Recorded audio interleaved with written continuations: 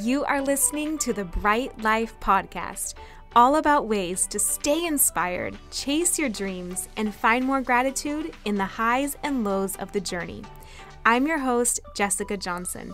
I'm a business owner, a part-time digital nomad, a self-growth junkie, a believer in other big-hearted women, and am all about sharing tips, tricks, lessons learned, and encouragement so we can all live our biggest, brightest lives. You ready? Let's do this. Hey guys, what is up? Welcome to this week's episode. This is a special one because it is the 1-year anniversary of this podcast. I'm so excited, and it's also my birthday week because I started it on my birthday last year. I was so nervous to do it, and I can hardly believe it's been a year of weekly episodes. So this week I thought it would be fun to share 5 lessons that I learned over the past year at age 34, kind of just to commemorate the year, to synthesize everything that I gained from it, and to hopefully share some of those with you. So no matter what age you are, hopefully there's something in here that you can really take. And the first one that I would say, and this podcast kind of represents that, is to run toward your fears. I really found that to be true this past year, especially with starting the podcast. If you listen to that first episode, I talked about how I was so nervous to start it. I had all these ideas built up about what people would think, or if I could really share something every single week, or who was I to be doing this kind of thing. I postponed it for years, really. And finally, it just kept building in my head that I had to do this thing, that I wanted to do it for some reason. And it's been so true of my entrepreneurial journey, of things I've started in business, where there's that idea and it kind of starts out and maybe there's resistance to it at first, but eventually it gets louder and louder and you start to realize the only way out is through. And maybe there's something like that for you that you've been thinking about and kind of putting off or resisting or having kind of self-doubt around. And my advice and what I really learned this year is to run in the direction of your fears. This really taught me that if there is another level you want to achieve in your life, if it feels like everything's good, but you're wondering if there's like more, go to your fears, and that is going to bring up a lot of stuff that you still have to work through. So for me, this podcast brought up a lot around just owning my own voice and being confident in what I had to say and trusting myself and being willing to take up space too, and to say, I do have thoughts on this, and I do have stuff that I want to share and contribute every week, and that I do think can bring light or value to someone. So that was a huge learning journey for me, and who knows what yours could be with the thing that you're thinking about, right? Whether it's a career move, whether it's becoming a mother, whether it's birthing something else, going to a new part of the world, like whatever is on your heart. When I say there's that thing that you're thinking about doing, if you run towards that, as scary as it is, and if you go through that fear, you're going to unlock a whole world on the other side of that. And I believe there's a reason that your desires keep bringing that to you. It's the clue to where you're meant to be headed to get to that next level in your life. So that was a really big learning for me, and it applied to all areas of business, launching a course, launching just all kind of sides of my business. Whatever felt scary, I really tried to just go at it, sometimes with a lot of resistance or hesitation, but eventually I made it through. And so that's something I'm going to try and practice this next year, is whatever that next thing that feels scary, instead of shying away from that, moving towards it and running at it instead. So that's number 1, is to run towards your fears. The second thing that I learned this past year is that things can come to fruition in other than the expected ways, and those ways might be better than you imagined. So I learned this with Greece this year, where I had dreamed of going to Greece for probably over 5 years at this point. It was one of those bucket list places for me. So my husband and I were so lucky we get to travel a lot, but Greece was like that place that was in my mind from the time I was, dreaming it up years ago, right? And I was saving it for kind of this special trip. And years ago, we planned it as a trip, and business was just at a different stage. There was so much going on. We actually had to cancel the trip just to keep the businesses going because it was just that stage of business. And it was a busy season. I won't get into the details, but there was no way we could have actually gone. And so it kind of became this trip that I looked forward to when the time was right. And we planned it for our honeymoon a second time. And then COVID happened. So we had to cancel it. And that was a few years ago. And so this year, actually getting to go, it was kind of like that place that I really was like, am I ever going to be able to go to Greece? Am I ever going to be able to see this place as I dreamed of? And for me, it was so amazing to have seen it 5 years later from the time I initially dreamed about it, because it showed me the contrast in how our businesses were now or are now versus what they were then. So when we initially planned it, business was at such a more building stage. There's no way we could have taken a week off to really enjoy and sightsee. We were tied to our computers. We were hustling at all hours of the day. We were very locked into our own businesses and keeping them afloat. Whereas this time, we were able to take some time off. We were able to really enjoy. We were able to do the trip at such a different level, like able to stay in a beautiful place and go on a boat and have like help with planning it. And it was just such a different trip than it would have been 5 or 6 years ago.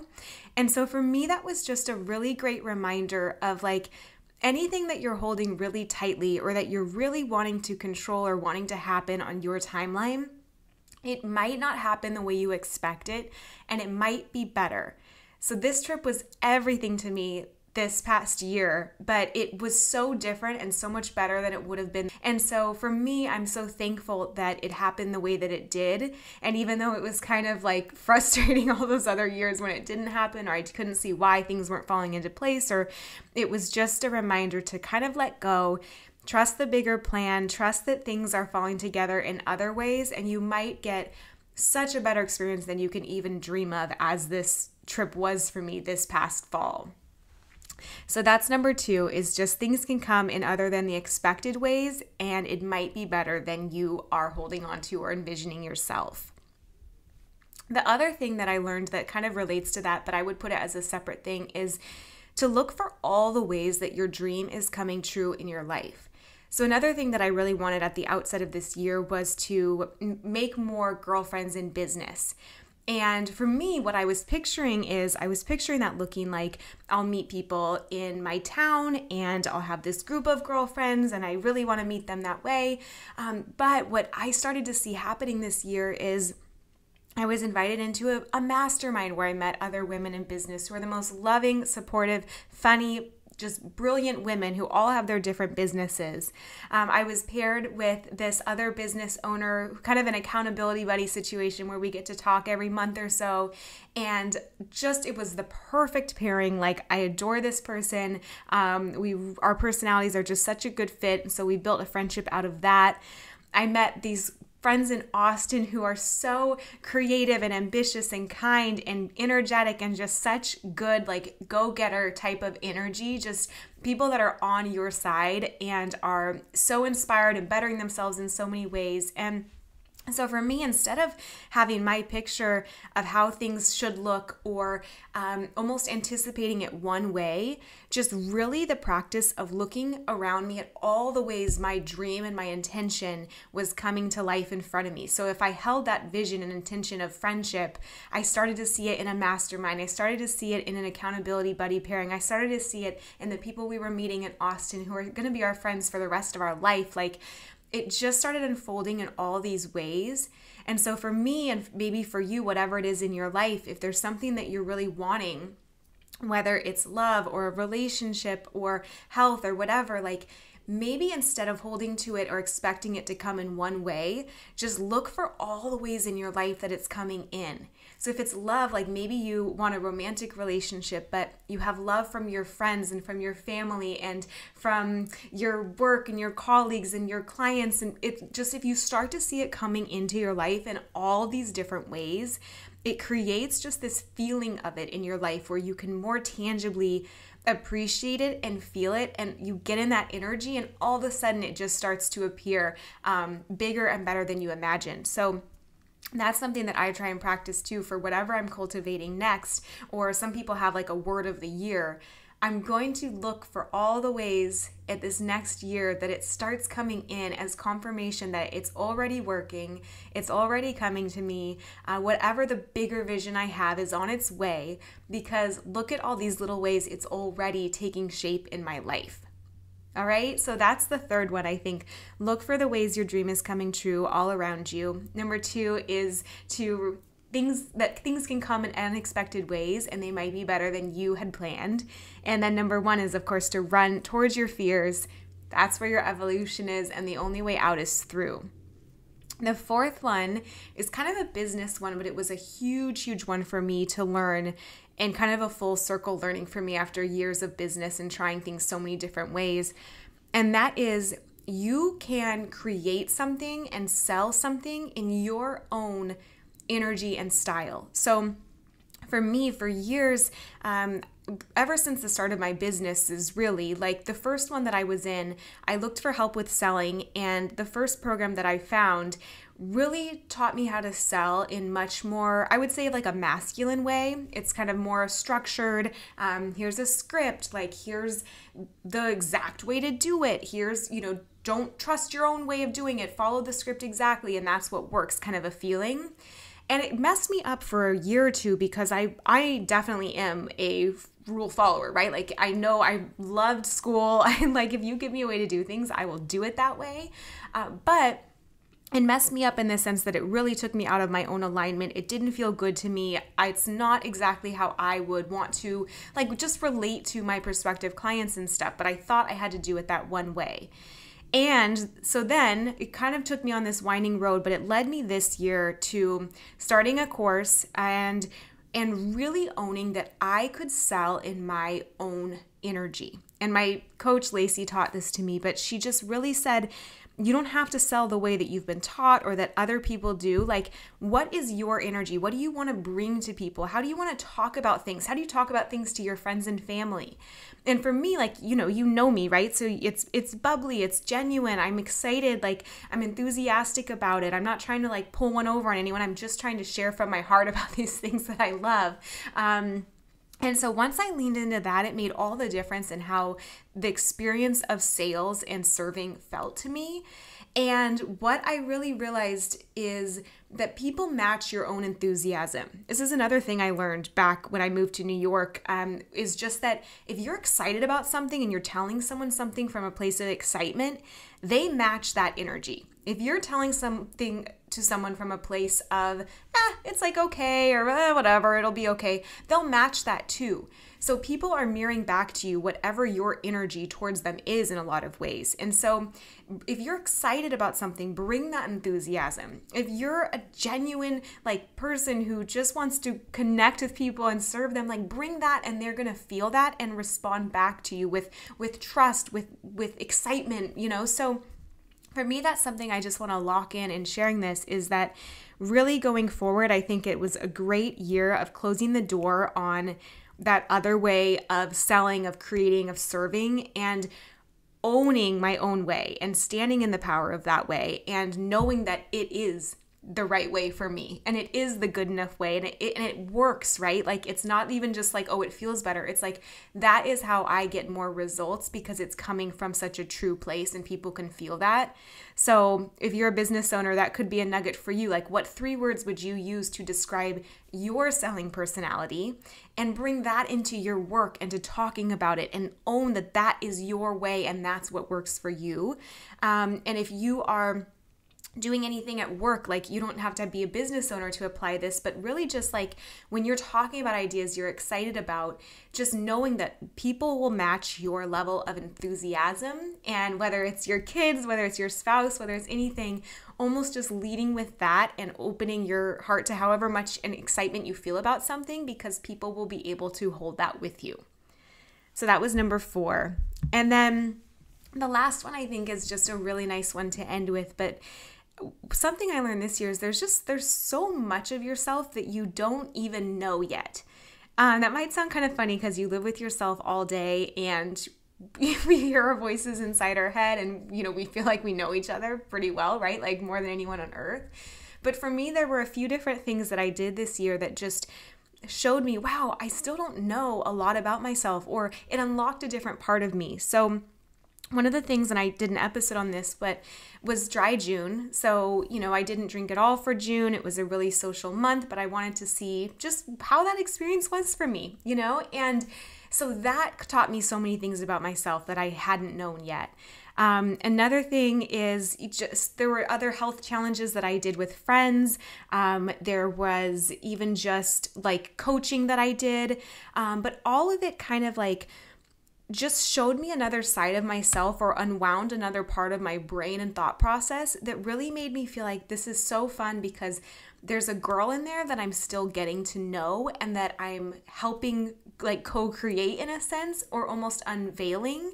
And so just a reminder too that that's in you as well. And to access that, do something different, like do a challenge, go to a place you've never been, see what happens if you start journaling, write the novel that's in your head and see just what comes out.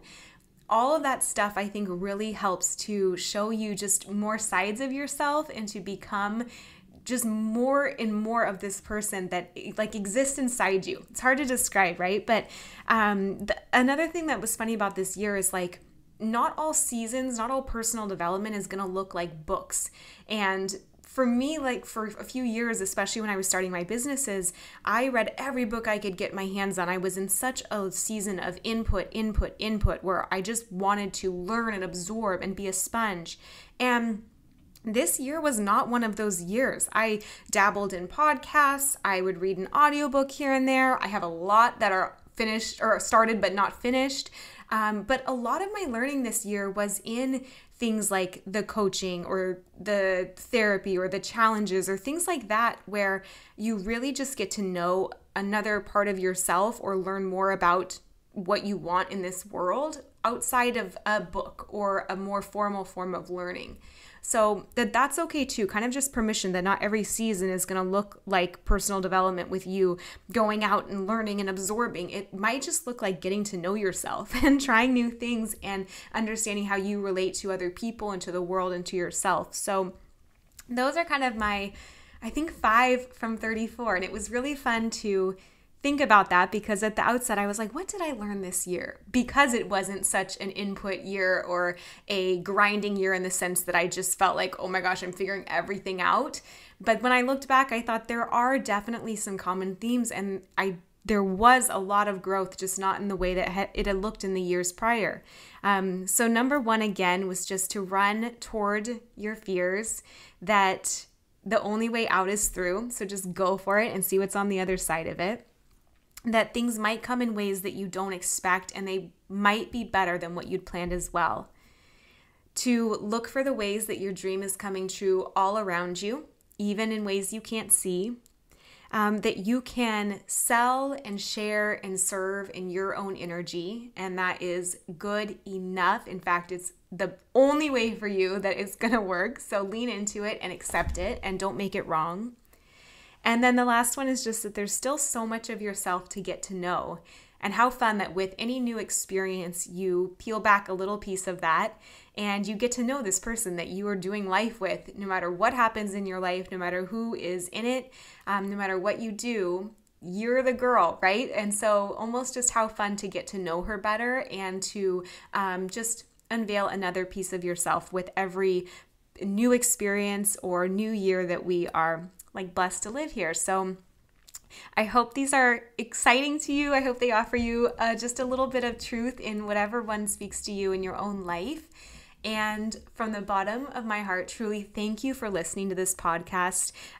This has been one of the most fun things that I've ever created, ever put into the world. It's truly like from my heart. And it's almost more so in that way than any other thing you get to work on, right? Because you're sharing what you're learning in real time, week by week, and another piece of life you're figuring out or thinking about. And so just really grateful and honored that you would listen. And thank you so much for being here. If it speaks to you, please share it. Please leave a review or subscribe. That really helps to grow the podcast, help other people find it, and build the community here. So thank you again. And here is to another year. I recently created a free bonus for listeners that I'm super pumped about. It's a 7-day workbook to create your biggest, brightest life, full of exercises I use to bring my dreams to life, work through fears, and take inspired action. You can download it for free at bit.ly/podcast bonus, just as a thank you for listening. If you love this podcast, it would mean so much to me if you leave a review or share it with a friend. That helps so much with discoverability so others can find it too. Thank you so much for listening in. I'll talk to you next Thursday.